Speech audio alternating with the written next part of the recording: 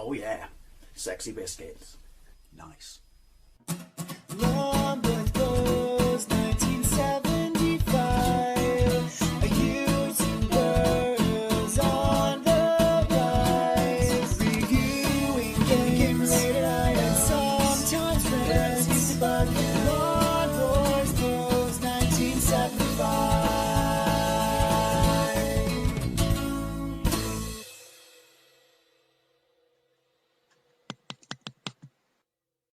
Here we go with my final revisit of Thunderblade video. In this video we're taking a look at Thunderblade on the Commodore 64, once again released by Ocean in 1988, and I want to say developed by Tiertex based on the Sega arcade machine of the same name, released in 1987. It does have absolutely superb music, but then I played the 48K version, the Spectrum version, and Dean Swain informs me that the only 128K version of it which had music was released for the Plus 3, which would have made it a disc game.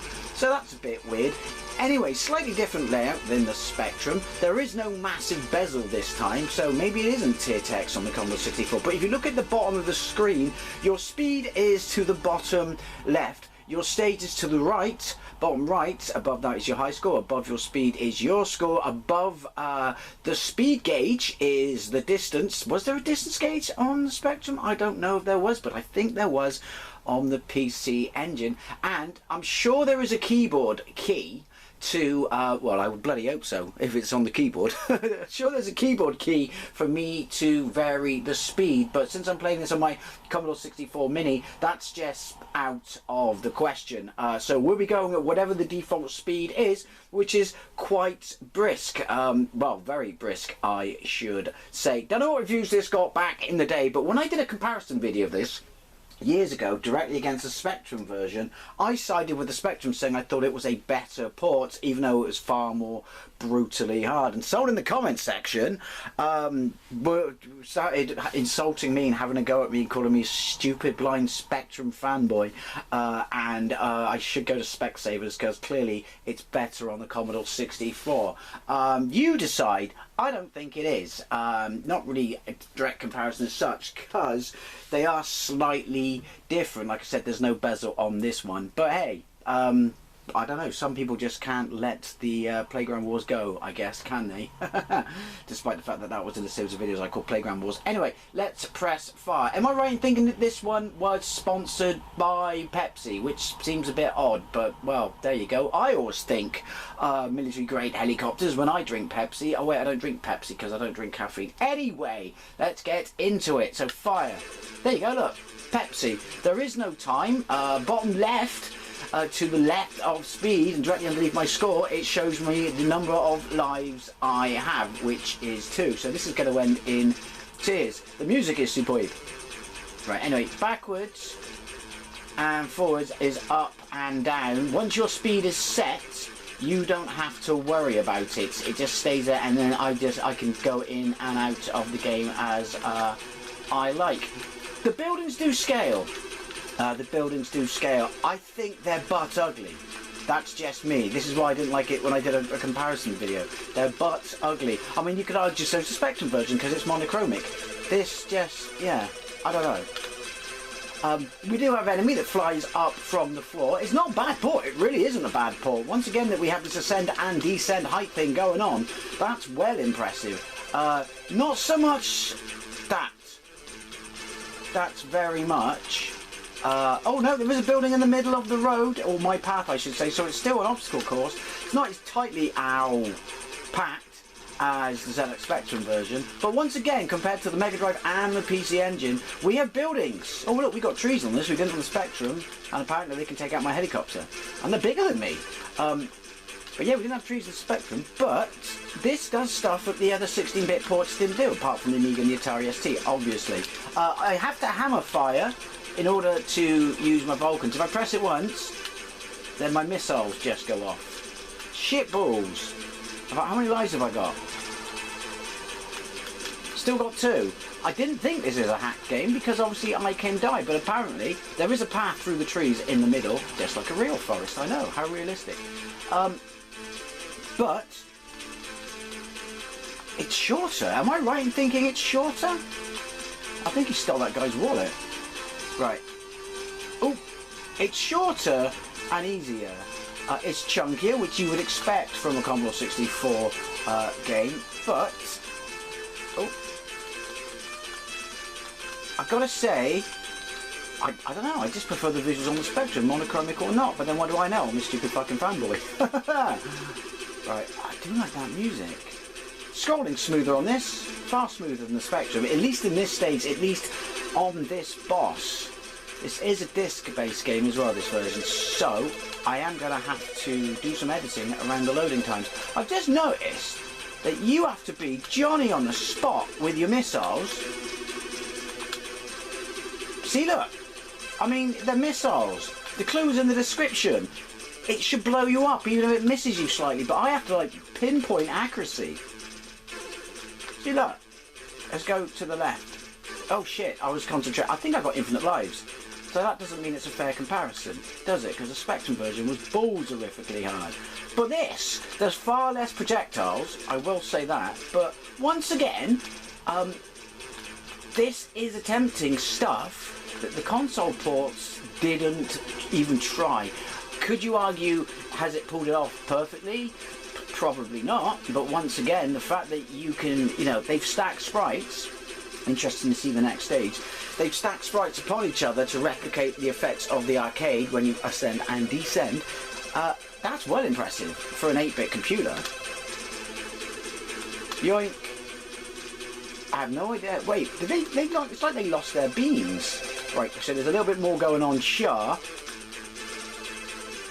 Yoink. I should see if there's a hack or a cheat or something for the Spectrum version, because I would, just for me, not necessarily to revisit, but I would like to see. I don't think my missiles are doing anything. Oh!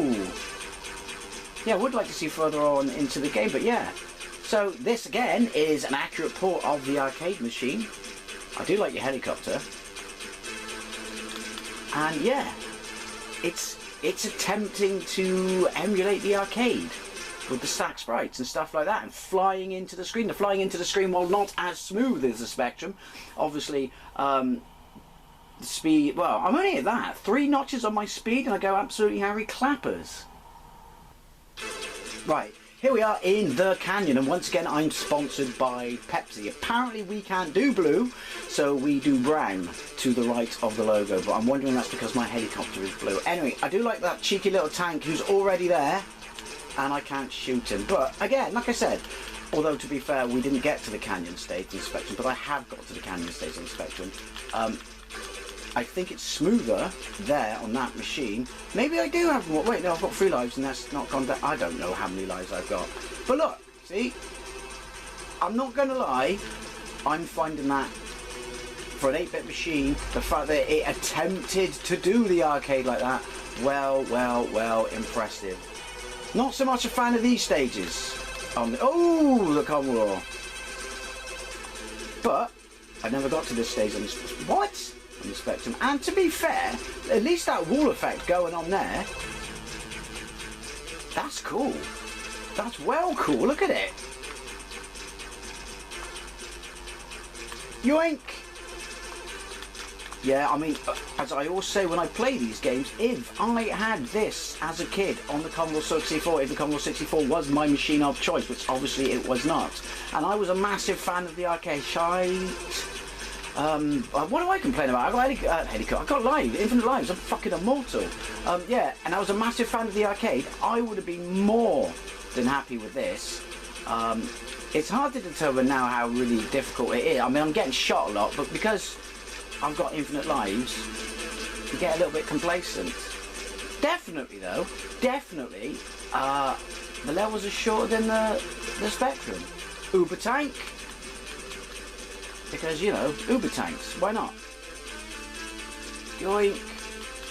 Now, everyone in the comment section has been going on about how Thunderblade is absolutely amazing on the 3DS and it's the best version and because of the 3D and stuff like that. I have a 3DS. I don't know. Guru Larry left a comment and suggested I hacked it because obviously Nintendo don't support it anymore. But I don't even know if it got a physical release. But I would like it. The only thing about me and my 3DS is because of my vision, I cannot get the 3D to work, and it annoys me. So whenever I lend it to someone and they go on about how great the 3D is, I can't see it. And it really annoys me because of my vision I can't get the 3D to work, yet I'm fine with my Oculus Quest 2. Go figure. Shite. Anyway, point being, unless there is a physical copy of it, then, or I hack it, then I can't get it, but I would like it. But however, since I can't get the 3D work, or you know, on my 3DS, not its fault, my face's fault. Yeah, I don't see the point. I say, you know, those sprite scalers, I would like to be able to use them to get full 3D effect. Otherwise, I'll just carry on emulating the arcade machines. I know, I'm a picky bastard. Oh, hey, is that smoke coming out down there to the right? Yeah, like not like because I'm shooting it, because it's got an exhaust. Was it? Or was it missiles? It's a missile. No, never mind. Ignore me. Maybe it's the reason I can't get the 3D to work is because I can't fucking see. But yeah, this is well impressive. I stand by my my original call, that I think it's better on the Spectrum. I can admit the scrolling's smoother on this. I just find the simulation of the arcade effects better. The music's better on this though. It's got colour, which is always nice, but this is a very impressive port again. I'm amazed. I'm absolutely amazed that they did this and they pulled it off. I don't know what it's like on the Amstrad. On these micros, they pulled off the 3D effects, the sprite scaling effects of the arcade, but did not on the home console ports. Anyway, to kind of keep this in line with the length of the Spectrum video, I'm going to call it quits here. What did you think of this if you had it back in the day? Were you amazed that they attempted the arcade and pulled it off? Let's be honest, what do you think? This is better, the Spectrum version is better. And as always, thank you very much for watching. And by the way, side 2 does work. I just can't be bothered to go any further. Thank you very much for watching, and I'll see you later.